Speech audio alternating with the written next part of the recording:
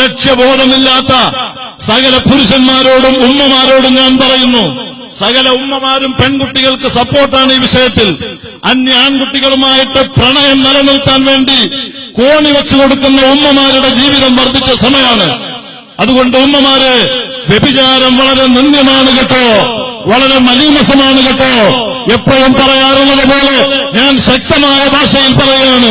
അല്ലാഹുവിന്റെ ഖുർആൻ അത് വളരെ താക്കീതോടുകൂടെ ഓർമ്മപ്പെടുത്തിയിട്ടുണ്ട്. വലാ തഖറബു സിന ഇന്നഹു കാന ഫാഹിഷ. വ്യഭിചാരത്തിലേക്ക് നിങ്ങൾ അടുക്കരുത്, അത് വളരെ നിന്ദ്യമാണ്, അത് വളരെ മോശമാണ്, അത് മാന്യന്മാർക്ക് പറ്റിയ പണിയല്ലെന്ന് പറഞ്ഞ പരിശുദ്ധ ഖുർആന്റെ ഏറ്റവും വലിയ മുഫസ്സിർ കൂടിയായ ഹബീബായ തങ്ങൾ പറഞ്ഞത്, ലാ യസ്നി സാനി ഹിന യസ്നി വഹുവ മുഅ്മിൻ. ഒരു വ്യഭിചാരി ആ വിഷയത്തിൽ അന്യ സ്ത്രീ പുരുഷ ദർശനം കണ്ണുകൊണ്ടുള്ള വ്യഭിചാരമാണ്, കൈകൊണ്ടുള്ള വ്യഭിചാരമാണ്. അന്യ സ്ത്രീ പുരുഷ സ്പർശനം, പിടുത്തം, കൽബുകൊണ്ട് ചിന്ത, കാലുകൊണ്ട് നടത്തം, കാതുകൊണ്ട് കേൾവി. ഇങ്ങനെ ഈമാനില്ലാത്തവന്റെ അമൽ മഖ്ബൂലാകുമോ? ഈമാനില്ലാത്തവന്റെ അമൽ സ്വീകാര്യമാണോ? ഈമാനില്ലാത്തവൻ അല്ലാഹു കബൂലാക്കുമോ? ഇത് ഉപ്പാപ്പ റസൂലുള്ളാഹിന്റെ ദീന്. ഇത് നീ പ്രണയം നടിച്ചിട്ട് ഈ ദീനിനെ നീ കളങ്കപ്പെടുത്തിയാൽ നിന്നെ പിടിക്കുന്നൊരു സമയമുണ്ട്.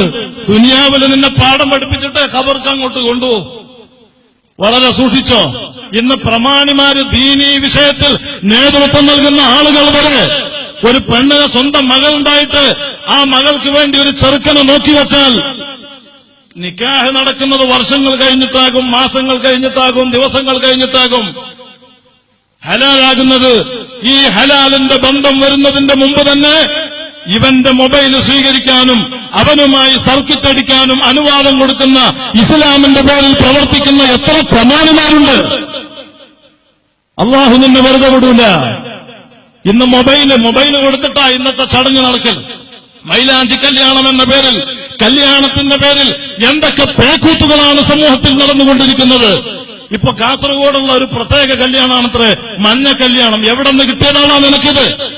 അള്ളാന്റെ ദീനിനെ നീ കളങ്കപ്പെടുത്തിയാൽ എത്രയോ വലിയ വലിയ മാരകമായ രോഗങ്ങളെ കൊണ്ട് ക്യാൻസർ പിടിപെട്ട ഒരു ചെറുപ്പക്കാരൻ സ്വകാര്യ വയത്തിൽ ക്യാൻസർ പിടിപെട്ട് എന്റെ മുമ്പിൽ വന്നു. കണ്ണിൽ നിന്ന് കണ്ണുനീരൊഴുകിയിട്ട് വറക്കുന്ന ചുണ്ടുകളോട്, വിതുമ്പുന്ന ഹൃദയത്തോട് ആ ചെറുപ്പക്കാരൻ എന്നോട് പറഞ്ഞു, വർഷങ്ങളായി എനിക്ക് രോഗം പിടിപെട്ടിട്ട് എന്റെ കുടുംബം മുഴുവനും എനിക്ക് വേണ്ടി ഉറക്കൊഴിഞ്ഞു മടുത്തു. എന്റെ ഉമ്മ നന്നായിട്ട് പരിചരിക്കലുണ്ട്, പക്ഷേ അവരുടെ വേദന ഞാൻ കണ്ടറിയാണ്. അവരുടെ വേദനയും വിഷമവും എനിക്ക് സഹിക്കാൻ കഴിയുന്നില്ല. എന്റെ ശരീരത്തിന്റെ വേദന അതിലും കഠിനമാണ്.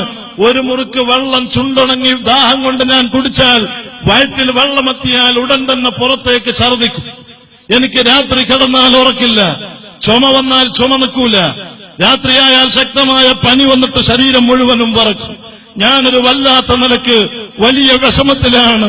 അതുകൊണ്ട് ഞാൻ മരിക്കാൻ എന്തു ചെയ്യണം? എനിക്ക് ഈമാനോടെ മരിക്കാൻ ദ്വാരക്കണമെന്ന് കരഞ്ഞു പറഞ്ഞ ചെറുപ്പക്കാരന്റെ അവസ്ഥ സാധുവായി എനിക്കറിയാൻ പറ്റുമെങ്കിൽ ഇതുപോലെ ആയിരങ്ങളുടെ വേദനിക്കുന്ന വിഷയങ്ങൾ ഉൾക്കൊണ്ടുകൊണ്ട് ഞാൻ പറയാണ്, ഓ മുസ്ലിം ചെറുപ്പക്കാരെ, ചെറുപ്പക്കാരികളെ, നിങ്ങൾക്ക് അള്ളാഹു ശരീരത്തിന് കുറച്ച് ആഫിയത്ത് തന്നപ്പോ, സമ്പത്തിന് കുറച്ച് ബറക്കത്ത് തന്നപ്പോ നീ അള്ളാഹനെ മറന്നിട്ട്, ഹബീബായ തങ്ങളെ മറന്നിട്ട് ഈ ദീനിനെ കളങ്കപ്പെടുത്താൻ നോക്കുകയാണോ?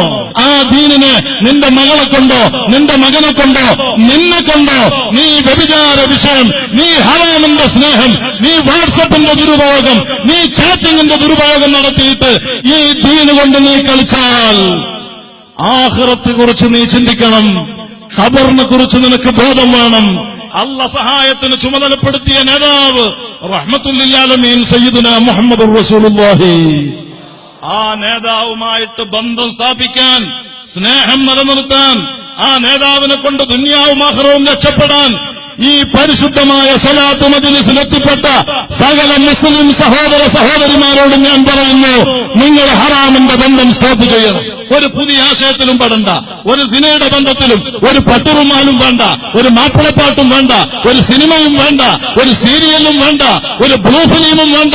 ഒരു ഹറാമിന്റെ ചലനങ്ങളും ഒരു ഹറാമിന്റെ ചിന്തയും ഒരു ഹറാമിന്റെ ജീവിത രീതിയും നമ്മുടെ ജീവിതത്തിൽ ഇനി ഉണ്ടാകൂല എന്ന് ഖൽബിൽ അസ്മ ചെയ്യാനുള്ള വേദിയാണ് ബായാറ് സ്വലാത്ത്. ഇവിടെ കുറെ പാട്ടുപാടി രസിപ്പിക്കാനല്ല, ഈ മുസ്ലിം ഉമ്മത്തിനെ നന്നാക്കാനുള്ള മജ്‌ലിസാണ്. അല്ലാഹു കബൂലാക്കി തരട്ടെ.